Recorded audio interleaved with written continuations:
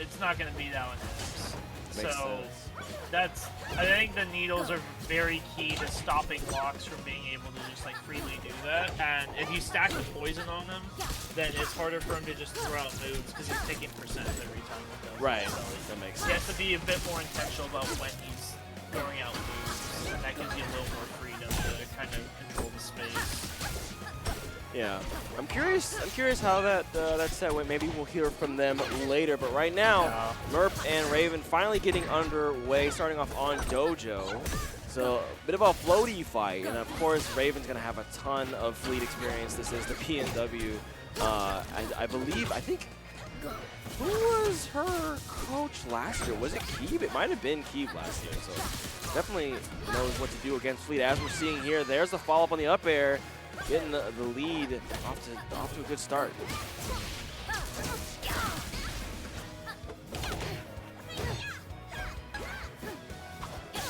At the corner. There's the F tilt sending them out. Raven definitely still very much in control right now. We're holding out on the throw. So Murp has an opportunity here. Goes to the ledge with that nair. Just goes zip zap right around it. There it is, the follow-up off of the wind launch. Can we get down before the wind chime happens? No, so instead we just opt to take a bunch of space, zip zap right past the special getup. Oh my gosh, that movement is so tough to trap Absa doing anything, but we don't get a short hop out of it for the nair there. So an opportunity for Murph presents itself. Yeah, I'm not sure how both players feel about this matchup. It's one of those weird ones where Absa has a lot more freedom of like moving around the stage than River, but like Fleet still has like the platform shot and whatnot. But it's like one of Fleet's big strengths is edge guarding, and edge guarding Absa is a lot harder than the fast ballers. Yeah, absolutely. I mean, especially like, you know, you can do that. Exactly what you need to do is like you just gotta hope for the right down strong timing. But we got it. Murph had it. Didn't matter though. Unfortunately, that stock gets traded out fairly quickly. So Raven up a whole stock here and up an advantage. That down strong for coverage. Lots of percent gained right at the beginning here. Oh wow!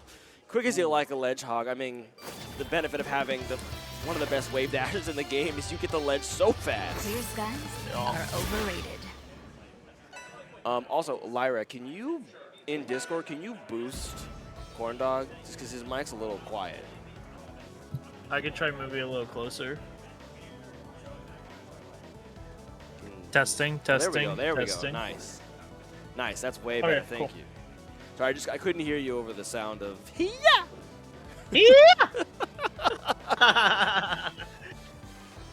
Maybe for me a little bit.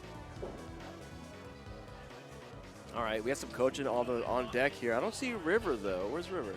River's in the background just watching. She's feeling comfy with X-Raven. Oh, okay. So right okay, got it. So Raven is opting to not be coached at the moment. That's fine. Raven is very much like a student of like the mentality of martial arts. Like she likes to think about her play and her training very intentionally and like staying locked in mentally, like being ready, being ready physically, like having that preparedness so that she can do her best.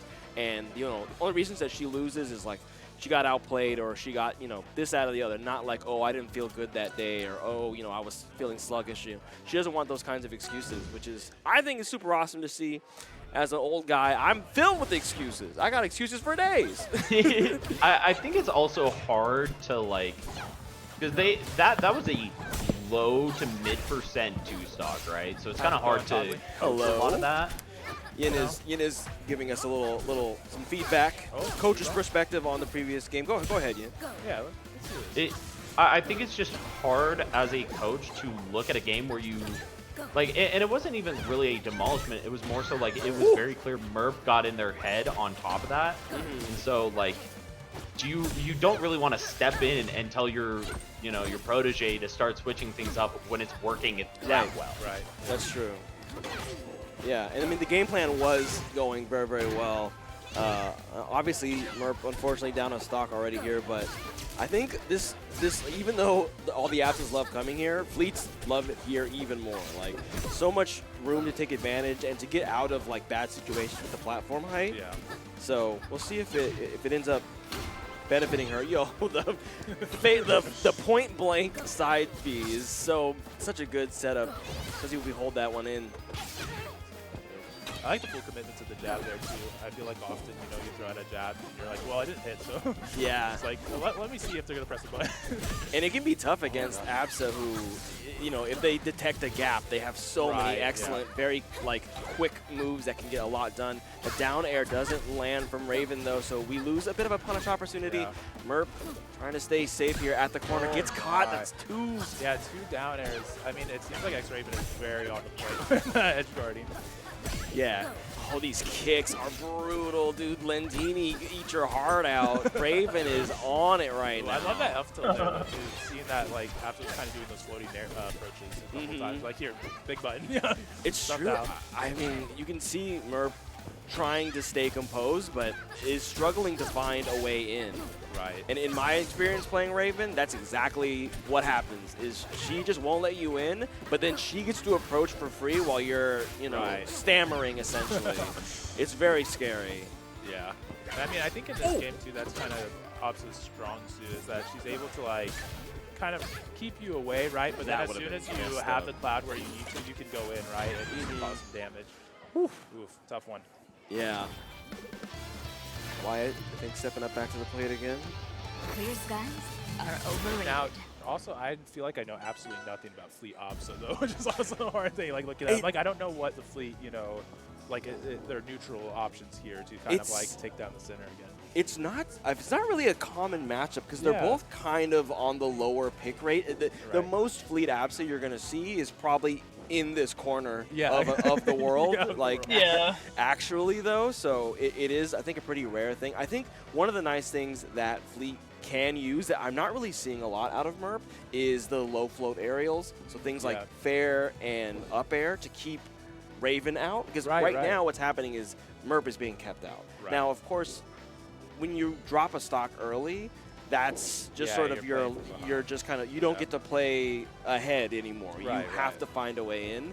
And as far as finding a way in against Raven, well, I haven't done it, so I have no advice. Still figuring that one out. I still haven't figured that one out. One thing I was looking at too is I noticed that Merp also didn't use side B that often. And I know, again, it could definitely get parried and whatnot, but maybe throwing out some coverage of the plats so that Absa couldn't wave dash back up there, and find some new approach options. Again, I feel like any option in this game that takes up a lot of space, and forces your opponent to play around it is, a solid neutral tool. And maybe because they haven't been doing it, it's something that, maybe even it could work out in Game 3, right? Sure, maybe that is.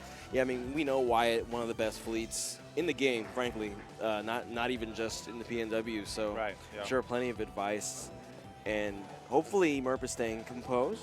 Doesn't seem too frazzled or anything. Just maybe looking for an answer right now. Right. Yeah. Yeah, I definitely think that, and sometimes too, it's just those small changes you talked about. Maybe if they're doing more floating aerials and the side, be all of a sudden, that could completely change the pace of the game. Because all of a sudden, Raven's oh, I can't get it anymore.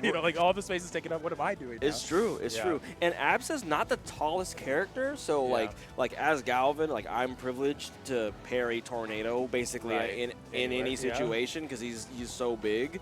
But Absa's pretty small, so she may be more of a commitment to go for those parries. Also, real quick, in the chat, Perkshin, that is the Vader. I believe that's the Vader 4. I don't think it's the Vader 5. I think that is the Fly Digi Vader 4. It's a lot of our players, actually. I use that. Xena uses that. Capo uses it. Lentini uses it. Oh, wow. It's a very popular controller in the rival space.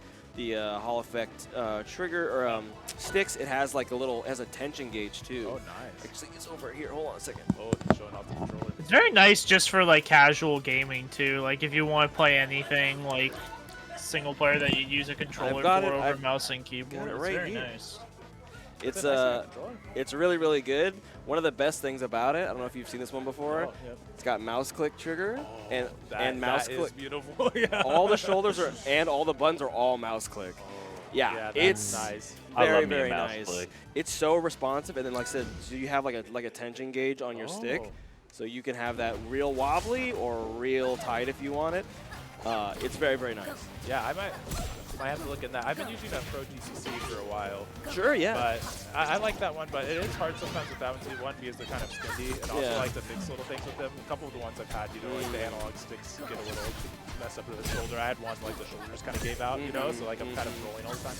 Well, hey, it's up, yeah, there you go. So if you want sometime, feel free to give mine a try. But appreciate it, friend. we are getting it on Game 3 over in the Metal Refinery, everyone's beloved stage. They all love the way that the stage looks, the colors and everything. No one ever complains about it. Yeah, not once. Okay, Murph at the ledge. It's unfortunate because it looked really cool in the trailer, and then like we got in game and it just. I really like this stage. I think the big miss is just having all that desert sand immediately in the background is maybe not it. But right now, Murph off to a much better start than the previous game. Still down a stock here. And of course, Raven going to make it to stage there. The back air just a little bit too late. I was wondering too with Murph's got the charm right on Raven, and I'm a little surprised they didn't do a dash attack or something to prevent them from getting back to the That's a good point, actually. There, just because, like, well, you know that they want the invulnerability. Yeah, they want the invulnerability. Yeah, because I feel like they maybe gave up a little bit of that space there, where it's like they maybe could have put on a little bit more pressure. It's like they're already in disadvantage. Like you know they're gonna have to get invul or they're gonna have to air dodge to get rid of this charm. And it's like if they don't, then you get a free back air. You know they're dead right there. Yeah, it's true. It's a good point.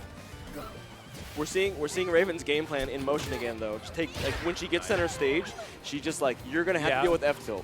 You're gonna have to come deal with F tilt. But Murp finally evens it up. So there it is. Yeah, too many double jump fairs and bears, and up tilt will eat those Murp up. was done with that. Okay. Oh, a bit of a maybe flip like a stick. Stick situation there, cloud in the wrong direction. F tilt, can we get a follow up? No, we cannot use. We burned our float. I think Raven also is doing a really good job capitalizing off of Murp's approaches from the corners. It seems like he's getting stuck on shield a little bit there. Yeah. And I think that with that option, like just full hopping out of shield, you know, obviously Absa needs to like commit to fully like approaching right, but Raven was also just waiting for her to land like after that, and it's like. You know, like if that's going to continue to be like the situation there, you know, you're going to have to start, you know, rolling in or like wave dashing in to kind of mix it up. So maybe in the future too, Murph can find more scenarios to get out of the ledge. True. Oh, there we go. Parry. Good approaching parry. Down strong. This is a note that I've heard from Soul. Soul wants all the fleets to stop parry punishing with down strong because you don't get a combo off of it. Right. Soul's recommendation is short hop down air. To get I the sweet was spot. down there, Yeah, and that actually leads to juggle situations, right? Speaking of, how many F kick can you get? Just 3. I mean, couldn't put Murph out of her misery, though. No sweet spot. So, hey, maybe she gets to keep playing. What can we find? Down tilt. Also, I guess with down air too, if you have the, I forget, is it also the charm on the arrow that you can get that's true. Proc? Yeah, that would be add to the combo potential there. There we go. Some grounded gameplay. F tilt sending CSI way out. Too, so finally taking up the airspace above ledge. Yeah. It's good. Yeah. No. One of those F tilts there is just raw. You can't get back. Yeah. Raw. Like don't come here. This is my space. Okay, Murph has an opportunity here at 111%, definitely in a rough way. Wind chime gets blocked. There it is. The two moves to the dome. Raven did an act. I mean, her neutral was just. It was really solid, and I think she was doing a really wonderful job with the double jump cancel fairs, like the spacing of it. It's like, I think she wasn't really allowing Murp any, like... None. Yeah, any no space, no it. reprieve, nothing to approach. Yeah, it was brutal. It was brutal. It was looking a little brutal. Like I said, that's what it's like to play against Raven. Like she was telling me, I forget exactly what she said, but she said there's a couple of things where she checks to see if they know how to deal with it. And one of those things is double jump